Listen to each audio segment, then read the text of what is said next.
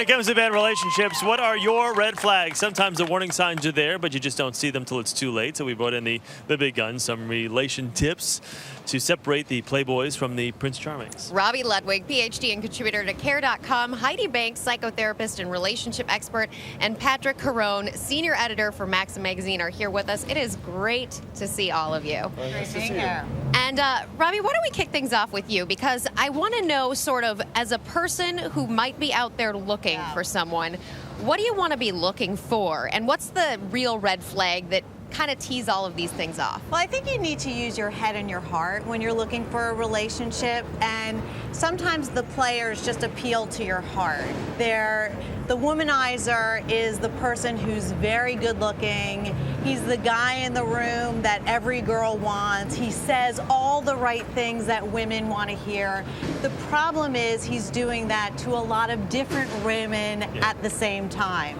So I think if it's too good to be true, you should kind of be aware of that and step back a bit. And again, to give people, at home a visual here, John Mayer, Colin Farrell. Avoid John Mayer, whatever you do. Some guys you need to avoid. Wragge? If he's in. Oh, that's nice, Doc. That's Not really. He's Not great. at all. Psychotherapist, what do you think? Do you agree with the doctor on this one? I think we should avoid Chris Wragge. No. Avoid my topic, of course. No, I absolutely agree. And I also think the onus is on the woman to say, who are you? Because a lot of times when you get hooked up with a womanizer or a player, it's because you're looking for something unreal in your own life, and you really don't want a serious relationship, and you've got your own issues going, and so you attract that in. So if you're looking to really get a great guy, a sexy guy, which to me is committed, and somebody who loves every ounce of you, then you have to be committed to yourself. Got it. Patrick, you're patiently sitting there. Exactly. Let's ask you about the never been married guy. That's that Hugh Grant type guy. Right. Well, the never been married guy is, sort of a similar thing probably to the womanizer. It's just maybe a matter of age. It's the womanizer that once they start getting into their 40s, suddenly they're the never been married. Yeah. Is that the magical age? 40s is where you should see the red flag?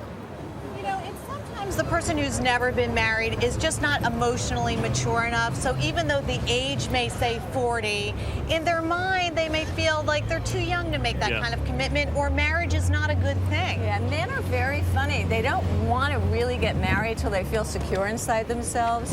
They want to make sure their finances are, they want children. That's going to be the deciding factor, by the way, with never been married, if they want to move on with their lives. If they're saying, I want children, because if you catch them at the right age, they'll switch like that. Wrong age, you can work and work and work at it, and girls. So you can change people, huh?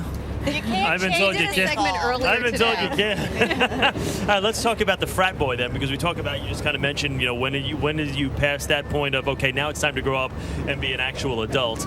And some examples we have, of course, are poor. Matthew, if you're watching, we're sorry.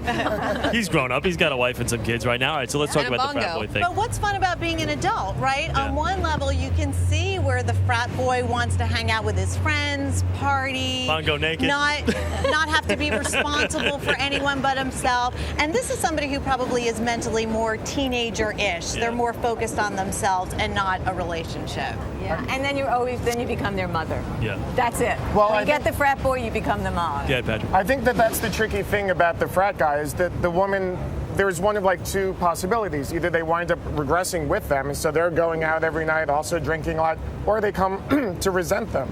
Because they're the ones cleaning the Cheetos off of the couch when, he's out partying with his buddies. Final stereotype, the rebounder, the guy who's just out of a relationship. Is that, I don't know, is that a good candidate? Yeah, he's mourning while dating, which is, I think that's an easy one for women. Do you really have the ego to tolerate being the quasi-therapist when you're out on a date? Where the rebounder could be good is if the rebounder knows what he's looking for now and is really ready to move on. But I think if you hear somebody talking too much about an ex, that might be a sign not good. Still around. If there's still pictures around, if there's still little, trinkets, and you say to them, hey, can we move this out? And there's a resistance, there's a resistance about letting them in your home. All right, Robbie, Heidi, Patrick, thank you guys very much.